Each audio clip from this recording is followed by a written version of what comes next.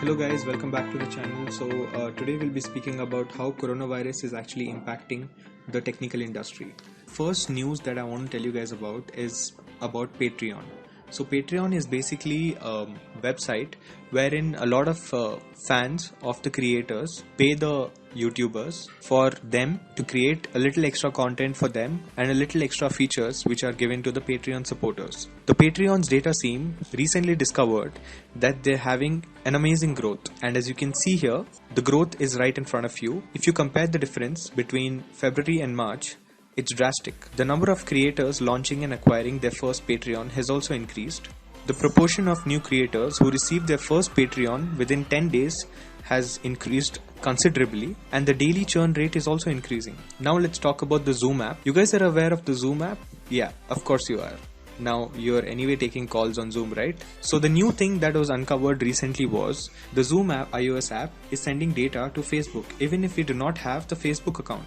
And apart from that, a lot of applications and a lot of games which are on the Play Store and on the iOS Store have been sending data to Facebook, and the reason is unknown. Now, as you guys are aware of Slack is basically a messaging app for professionals and developers. Slack is actually experiencing 15% growth after the coronavirus. Now, why is that? Along with Zoom, Slack is also being used as the major messaging service provider for major companies since everybody is working from home, and its stocks have increased 15%. Talking about Amazon says it unintentionally hit some competitors' fastest delivery options, and now obviously the company is working on resolving it. It's the first time tech companies are acting in such a strong way. You know, Google, Facebook, a lot of people have started using these apps, and since everybody's home, they are using these apps more than ever before.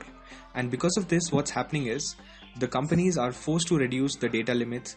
Like initially the limits were up to 1080p, 4K, but nowadays when we try to watch something, it is not at 4K, it is probably at 1080p. Now all the companies are taking these actions because they do not have enough resources to cover up for the world, and they are working on resolving it. The people who are facing this issue, it should be resolved in a few days. One good news that has come out is scientists who are monitoring brain, they can replay these memories in real time. Now this is an amazing research because we can see what humans are currently thinking about.